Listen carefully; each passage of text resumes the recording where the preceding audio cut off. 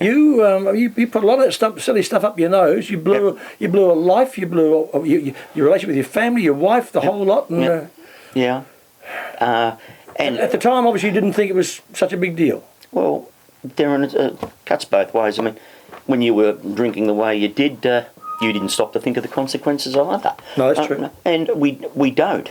I had mates, even the bloke who's my business partner now, Victor Sussman, I can remember him pulling me up only a few days before it was pinched, saying, mate, you are out of control, do something about yourself, pull up, dry out, go to hospital, do something. No, I'm all right. Because when you're on a roll like that, everything's okay. And cocaine makes you feel like you're 10 foot tall and bulletproof, and frankly, that's the wrong sort of drug for a bloke like me to take. Yeah, because even without that, you were fairly arrogant and all those sorts of things. Well, you've reminded me of that over the years too. Yes, I have indeed. Now, in any case, your new book, one thing fascinated me, the time that Mark Moran pulled a gun on you. Jason Moran, yes. You were full of and he was high as a kite. No, I wasn't high at all. I was stone cold, sober at the time, and it was in the morning and about 11 o'clock, and he's come in and he's clearly still going from the night before. And he was off his nut, and his eyes were just about literally rolling around in his head, and all of a sudden he started mumbling about police informers, and next minute he's pulled a gun on me. I thought, gee, this isn't too good, because if of all people to pull a gun on you and likely to let one go, it was Jason. So you're faced with an instant decision. Do you plead with him, or do you try and bounce back at him harder and better? And I decided on the latter, and told him to behave himself. I was a mate of his dad's, and you better stop doing this, Jason, and you put that thing away and go home and have a rest and lay off the coke and lay off the vodka. And the next afternoon, luckily he did it and walked out mumbling, and then the next afternoon the Munster and Tuppence came in with a very chastened Jason between them and suggested he might like to apologise. I read that in your book. You said he came in and he apologised to you. Yes, he did. Yeah. Tell me about this other guy, Medem Malik. He was a guy who, he was mad as a cut snake. Well, it was, some of the names have been changed to protect the guilty, but yes, he was as mad as a cut snake, and had one of the 4 people that I've declined to act for over the years, so it's not a very big club. You have to be pretty bad for a criminal lawyer not to act for you. Yeah, because he got off on a very vicious murder, didn't he? It was a shocking murder.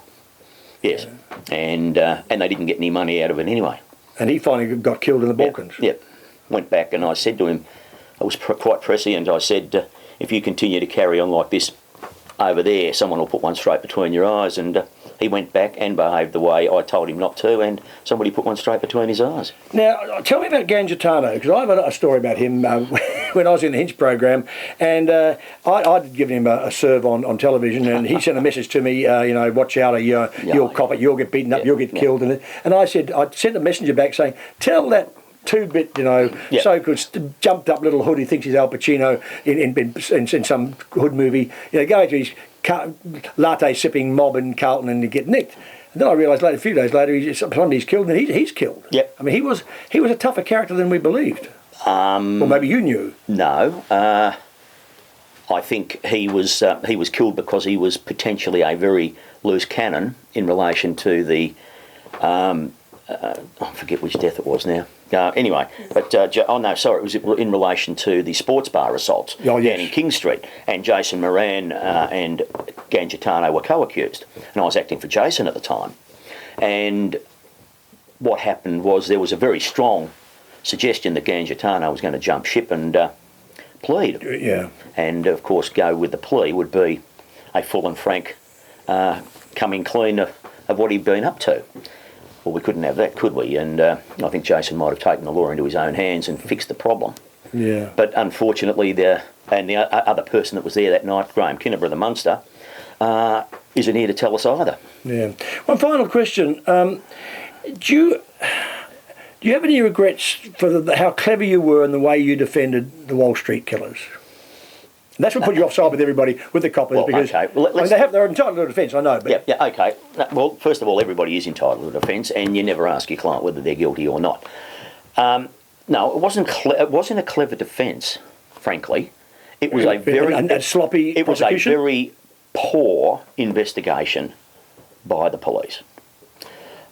Contrast and compare that with the way they investigated Bandali Debs, they were prepared to play the long game. And they waited and waited and waited until they had him hook, line and sinker, and then they made their move.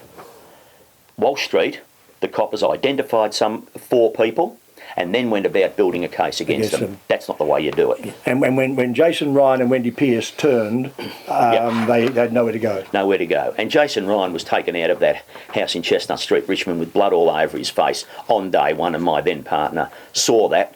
And from that day forward, his evidence was always going to be suspect.